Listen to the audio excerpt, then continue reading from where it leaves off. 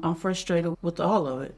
It took the people that knew what was happening was wrong, but yet they continue to let it happen until it's reached a point to where the entire United States is at risk.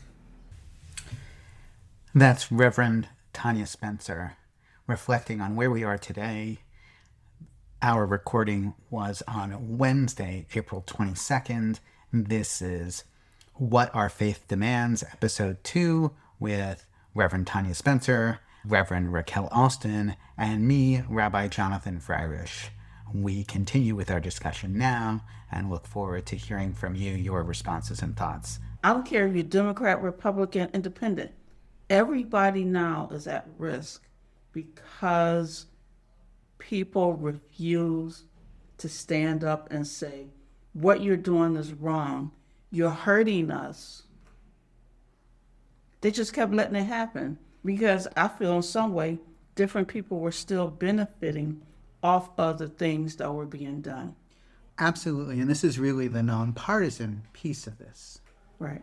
Because we have created a system where if one is in power, one is susceptible to the enticements that power brings, and therefore one is less likely to curb anyone's power. Explain to me, you have 3 people that resigned from the House, 3 people that resigned in the last week. But yet, we still have a commander-in-chief who is like the head of the mafia, so to speak, of child pornography, child sex trafficking, just total disrespect for minorities, women, you name it. He was impeached, and then what happened with that? What happened with that is that the people in power decided that the impeachment didn't need to stand because it was all over and done with, right? So in January of 2021, Mitch McConnell decided, not that big a deal. And he's out anyway. And then the Supreme Court declared him immune. Right. And we are desperate, right? The 3 of us are facing this desperation, this confluence, this multiple things calling on it. Reverend Raquel, you said civility. We're struggling up and down in the street, in a cafe, in a supermarket, and in the halls of Congress on how to talk to each other nicely on the one hand, but call out evil on the other. Christianity Today says that nearly half of U.S. voters now believe those in opposing political parties are downright evil. Politics has not just become a religion, it has become an apocalyptic religion where any behavior is justified to win. And that just brings me to another point. We have confused volume with validity. We started thinking that the louder that we are, that's how we express how we care. We're starting to treat these disagreements, and we can see it like it's a battle that nobody wins, right? It's just a bunch of loud voices competing with one another. And we have lost prioritizing our integrity, our justice, our love for neighbor. What our faith demands then in the face of this? Because here's where the rubber hits the road for all of us. In our day-to-day encounters, how do we ask of ourselves a reassertion of the values? And not even, because again, it's not a return. Part of our problem is that whatever we've been doing in the past allowed all this to fester. So we need to really not just do something that we've always done, but do something new. What is this new thing that is in accord with our traditions that might move the needle? Because we need to get out of the lose-lose situation. Because we are in a lose-lose situation. There is nothing to be gained by turning everybody who disagrees with us into a villain. Desmond Tutu said something pretty awesome. He said, don't raise your voice, improve the argument. So here's two ministers and a rabbi saying to everybody, your homework for the next week is when you disagree, take a deep breath and don't raise your voice. But we also have to understand, if we go back about faith and how it has become personal faith, and then we have the faith that, whether it's Catholicism or whether you're a Lutheran or whatever faith that you are, the universal faith that we want people to come into that conversation with, right? But when we're looking at it from the political stance and how they're infusing faith and politics together and, sorry, I can't even say it without laughing, and saying that Trump is Jesus. No, he's just a doctor. I'm sorry, forgive me. A doctor dressed as an apostle. Because that's the way doctors show up to the office. Did you hear what Stephen Colbert said about it? Oh boy, no. He said, if I went to my doctor's office and saw that doctor, I would think I was dead. Well, what standard are we holding ourselves to? Seriously. When we're talking about whether it's our personal faith or our religion, it just seems like we don't have a standard anymore and we just go whatever. And because of that, what's the old saying? If I don't stand for something, I'll fall for anything. If I don't stand for something, I'll fall for anything. So I think that the heart of that, there is a maybe, and again, I'm not the Christian in the room here, so it's funny for me to say this, but maybe there's a real original Jesus lesson here. That part of the innovation of early Christianity is making the divine down to earth, quite literally, so that the standard is not too hard. Part of Paul's critique of Judaism is that it was too hard to fulfill all the requirements of Judaism to be saved, so we need to make the ideal more reachable. It goes back to our first conversation. If we love God from a Christian point of view, and if we love our neighbor, they work together, because loving God means that we put God first. It overcomes that empire spirit, if you will, that dominance. And then when we start loving others, the civility part comes in, where we start order of loving one another. We start having the standard of what's justice and what's injustice. We have to have a lens to see the rest of the world with clarity. If I'm looking through the lens of politics, we see how diluted and how much division is in there, right? Then guess what? My order will come based on out of what I see, because every millisecond it's changing.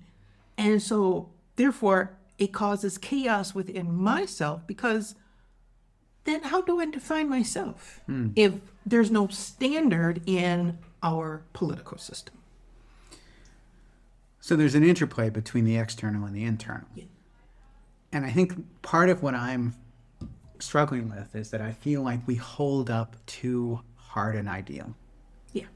And that basically what the external has said is, if I'm rich, I don't have to abide by any ideal. So the goal is for all of you to be rich, and then you can do whatever you want.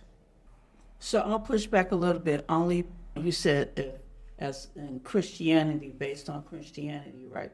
I'm talking across the board as a decent human being with morals and values that used to mean something. To be human is a verb. We're called to action. Whether you want to or not, we're called to action because we're people. And part of that is not just sitting around wishing and hoping that something's going to happen. In everybody, there's something that pushes us, that nudges us, that we're supposed to do something when we see something. If people started doing that, like really saying, okay, that's not right. Maybe I should speak up. Maybe I should speak up. Maybe I should protect that kid that's being taken advantage of or abused right in front of my face. What I see is actually happening. I should be a good person and speak up. Because we can have strong beliefs and still engage with others.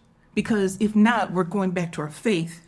The two coincide or coexist together, then our faith says nothing to a fractured world. I can have my strong beliefs, but I can still engage with others. And it's not a matter about what I believe, but how do I disagree with the person they're saying the very opposite of what my convictions are, Am I going to go to a mode of what I see in the world of coercion, right? Where I will do anything possible to get you to believe what I believe. Because then we go back to that statement that I made earlier about winning. It's all people have this thing about power means winning the battle. No, winning the battle is, I believe, has to do with civility. Like what you're saying. I can hear what you're saying.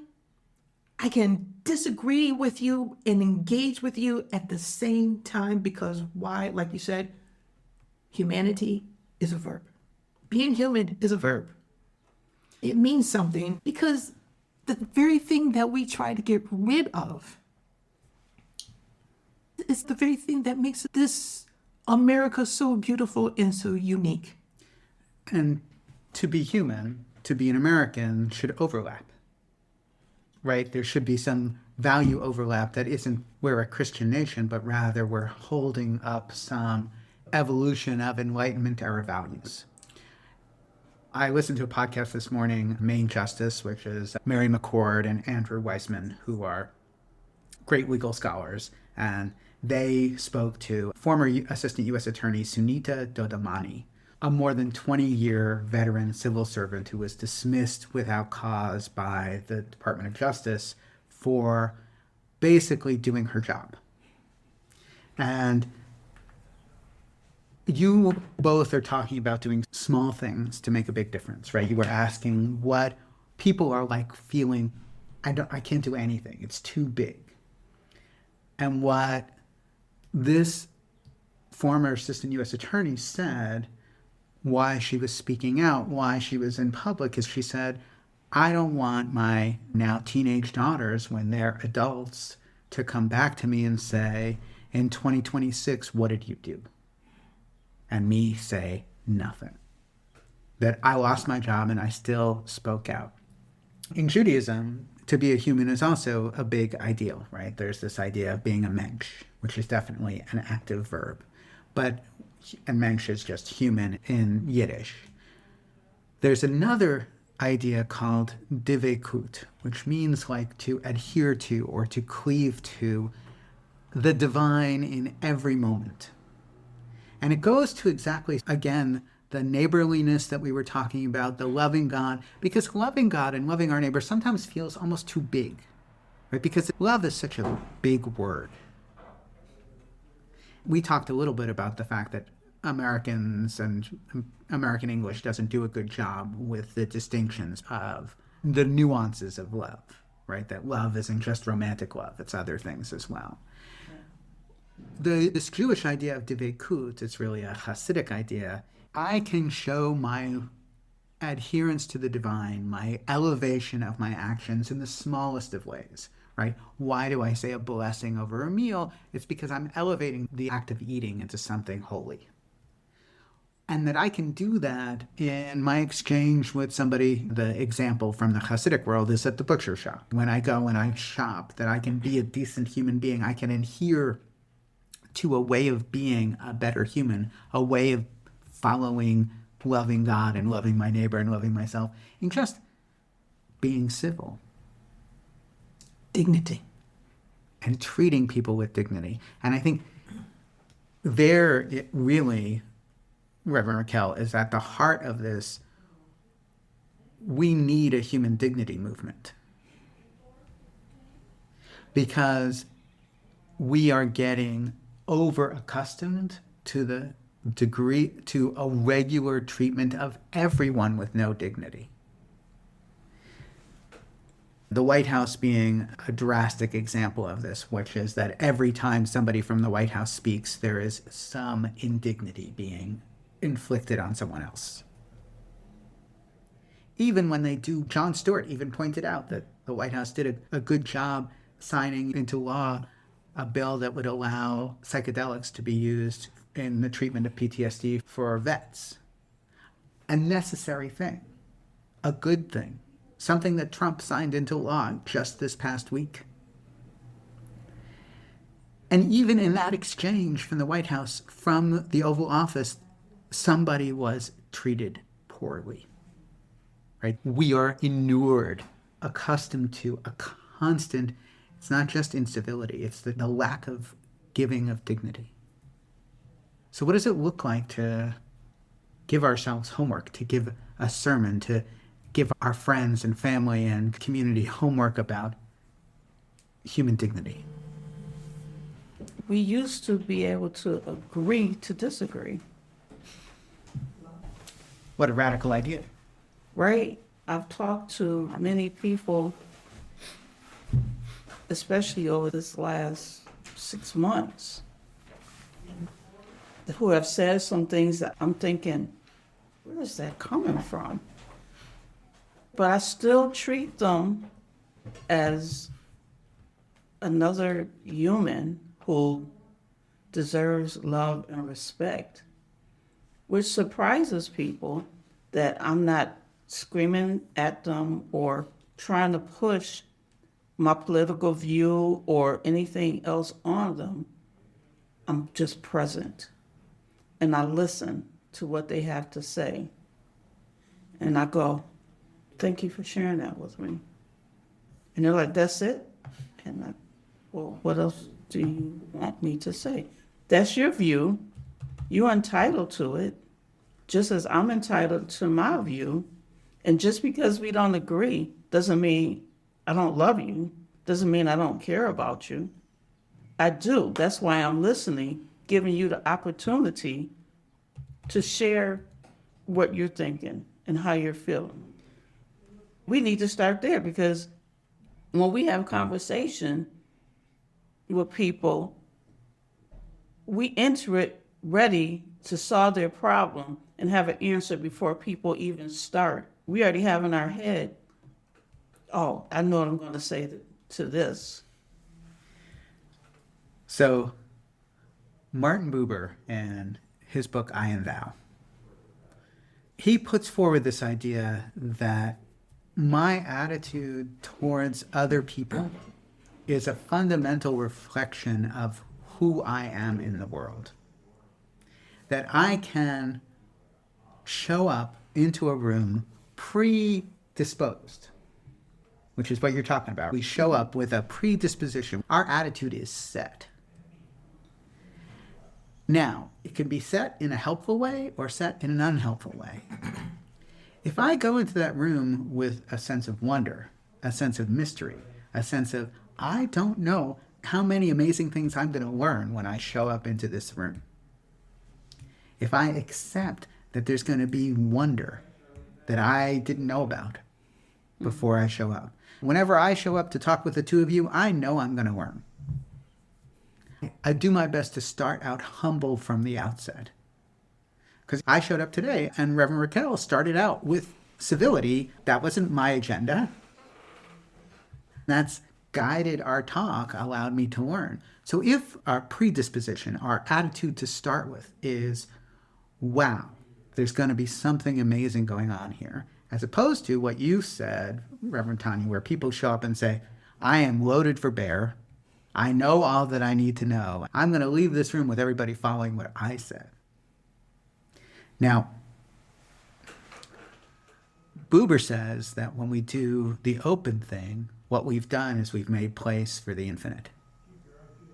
That means that something mysterious, something wondrous is going to happen in the room, not because it wasn't there or is there to start with, but because if I don't make space for it, it's not going to happen. For me, forget everybody else. As a pastor, I think people, not that I think, I know people have this expectation if they invite you in to something, something's going on.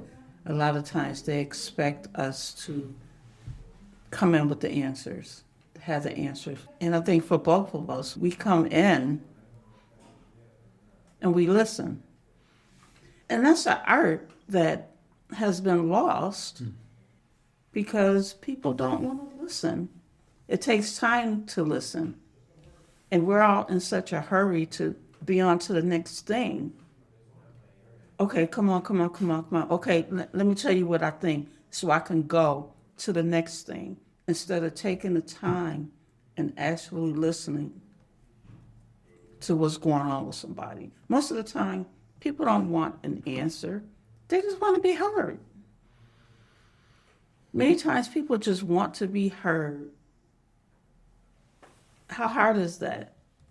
Apparently it's very hard because of where we are right now. I think that would be a place to start. If I see you on the street, Rabbi, and I say, I haven't seen you in a long time, how are you? And then I keep walking, which is telling me you really don't want to know how I'm doing. You're trying to make conversation. Here's a little piece of homework that we could provide to everybody. Let's change "how are you" as a greeting that doesn't get answered. We don't have time. If I walk by the street and I say "how are you" to one of you, you know I'm actually interested and I'm going to stop. Yes. If I walk by you on the street and I say, Raquel, great to see you, gotta run. At least then my language and my intent are the same. I wonder, I'm a OCD words person, right? I'm very picky about things meaning what they actually mean. I wonder if we just get to say, hey, everybody, only say, how are you if you're interested. It sounds simple enough. But going back to what Pastor Tanya was saying, I think I heard something about presence. And if we are people of faith, it's a great responsibility.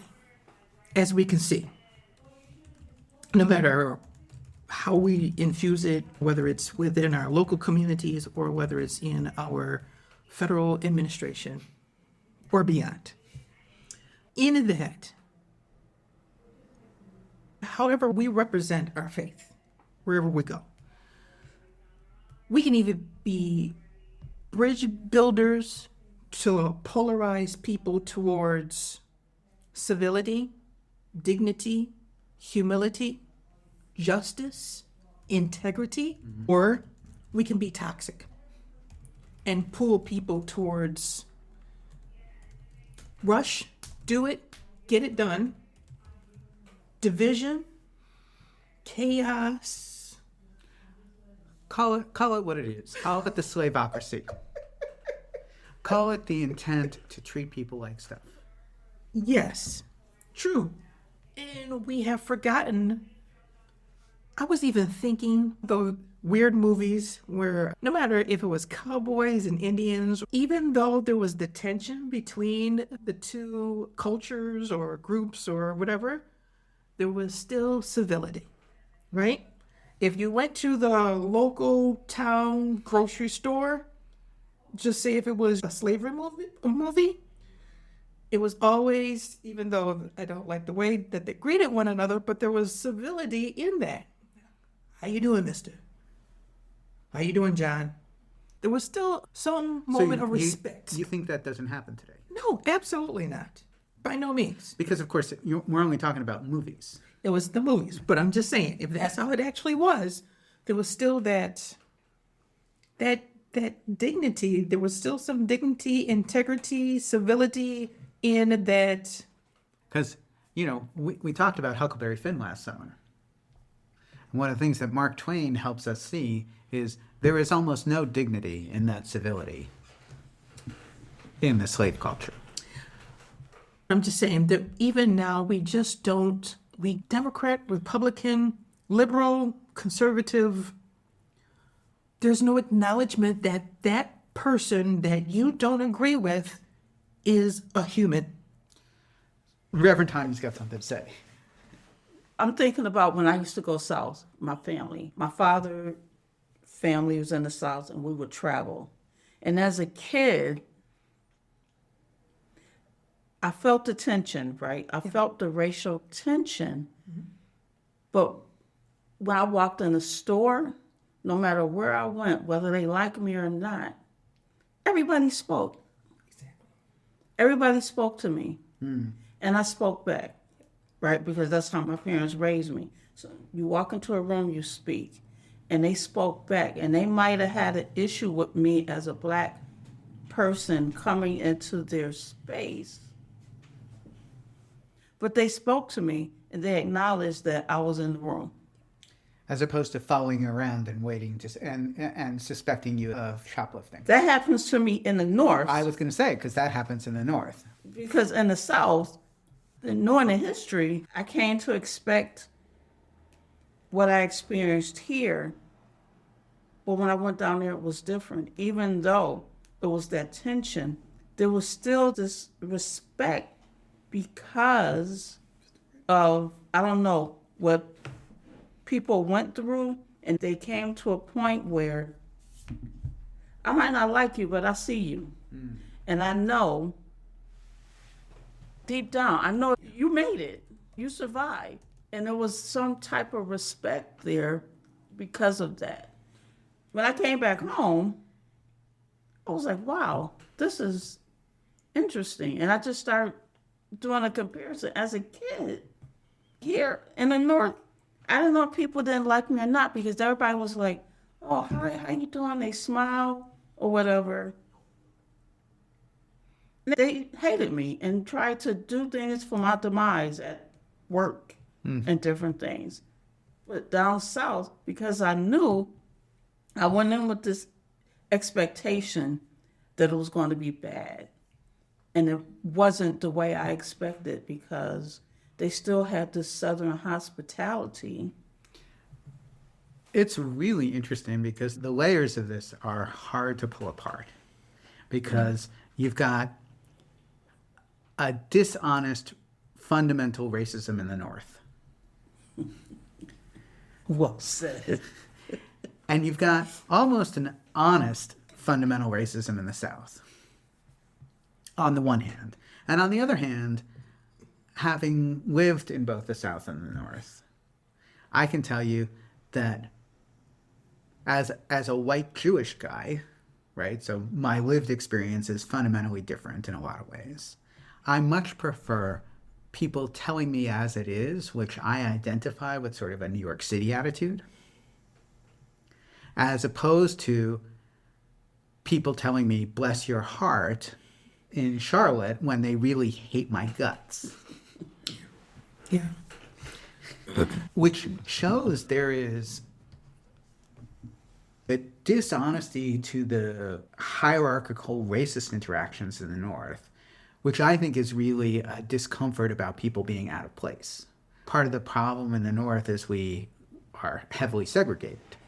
So therefore, people don't expect to see people they don't expect in the places that they identify as comfortable. So we have flashpoints.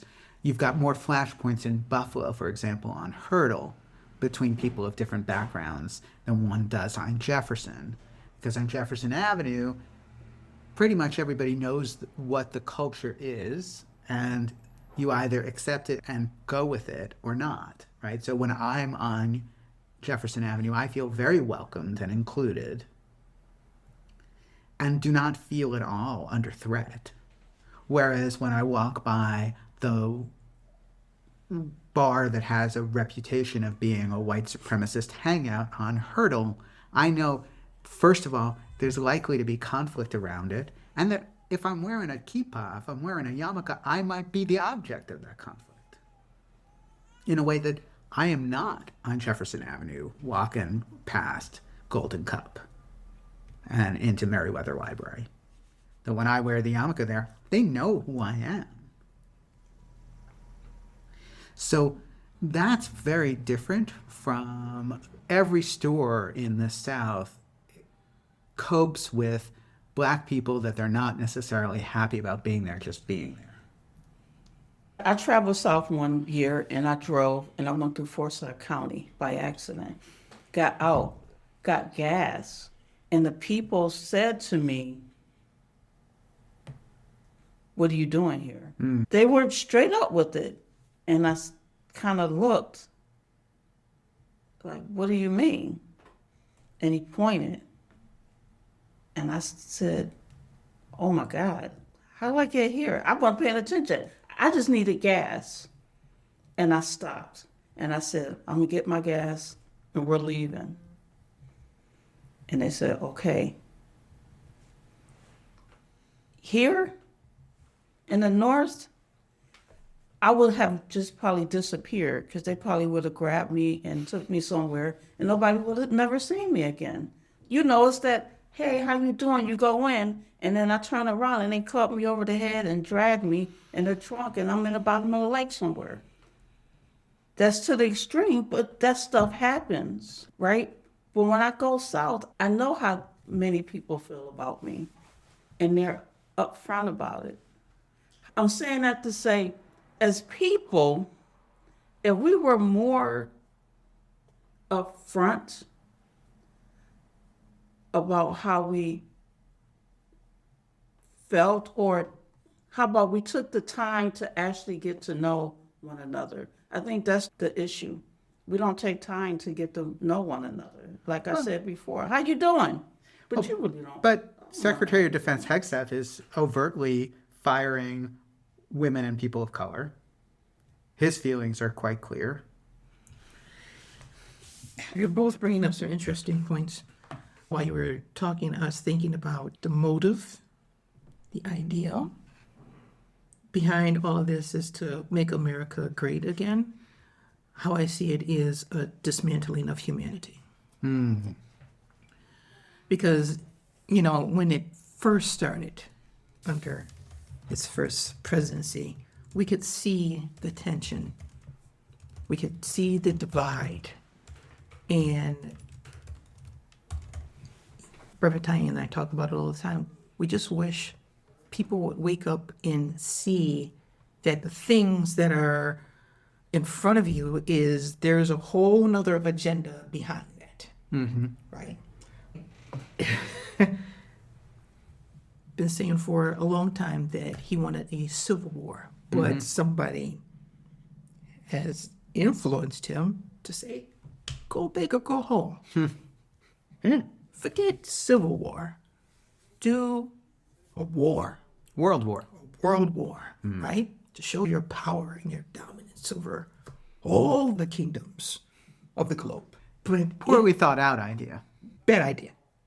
And so in that, it is, again, going back to the statement.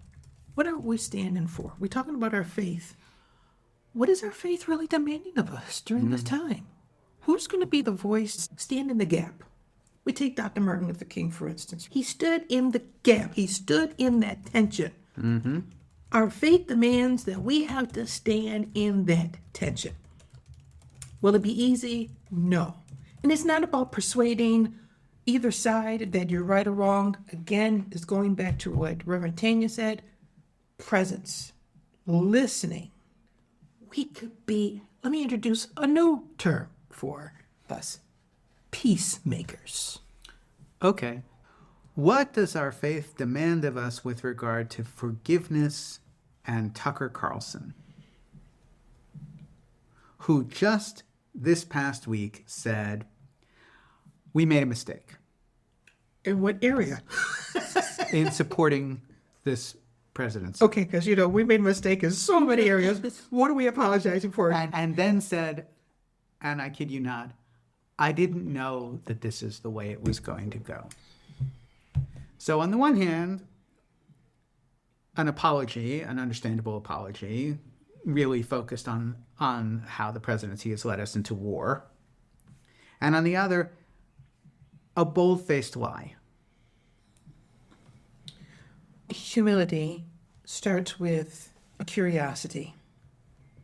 So if to just say the statement, it comes from a point of humility, of course, like we're all doing, there's a place of curiosity. Now it comes to a point of what we've been saying, of where we have to listen, where we have to be present. Again, going back to the point, what does our faith demand? Are we going to stand in the gap? In this moment, are we going to continue in the toxic polarization? Or could we be agents of healing, Peacemaking. in what Tucker Carlson just said? It is really up to us. In other words, let's not focus on the parts that he didn't say or the parts that we didn't like. Let's focus on the opening. We don't have to be loud to show that we care. We just have to be present. Okay, so we came up with a whole bunch of potential homework for next time for ourselves. This idea that we should go the next step on being neighbors and, in fact, invite people that we haven't met yet out to coffee or lunch or tea. That even more than being nice to the people around us. I think that's a good start on civility. I think I'm looking for something practical on the humility, curiosity, forgiveness, listening, presence stuff. And I wonder if each of us, the three of us speaking and everybody listening, can find some time between now and the next time we talk to note a moment when we decided to not be defensive. We decided to listen more and breathe more and react less. I was going to say something similar. Just do self-examination. How about this? Instead of listening to what others are saying, listening to your internal voice. What are you saying that is being projected and you're not really listening to yourself? Reverend Tanya, anything else to add to our potential homework assignment here? Well, I will say this. Everything that you're saying is something that I've been intentionally practicing, especially these last few months. Being in a new space, a new church, like since last summer, that's how you get to know people, right? And that's how you build trust. Sometimes you have to show yourself vulnerable and just be out there, and whatever happens, happens. You can't be reactionary to everything because it pushes people away. On that note, I'd really like to offer us a closing blessing.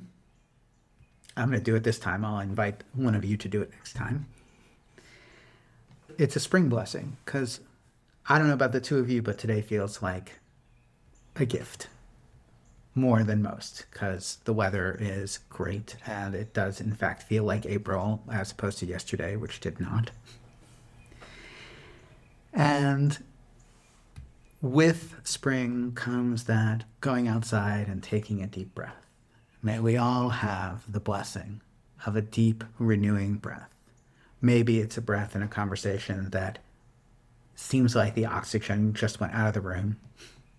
Maybe it's a breath in working up the courage to go and say hello to somebody we've never met before and offer a hand in friendship. And maybe it's just the breath to say, wow, I'm so grateful for my existence today. May we all be blessed with a good breath on this spring day and every day. Thank you both so much. And that was episode 2 of What Our Faith Demands with me, Rabbi Jonathan Freirich, and Reverend Raquel Alston and Reverend Tanya Spencer. We look forward to future conversations. Please, if you have any questions, reach out to us via my Substack, which is easy to find, or you can find us at opendoorjudaism.org. And on Facebook, we are all present. We look forward to answering any of your questions, and please check out future episodes, including one we hope with Rabbi Chase Rishon, who is amazing. Wishing everybody blessings in this week and this day and every day.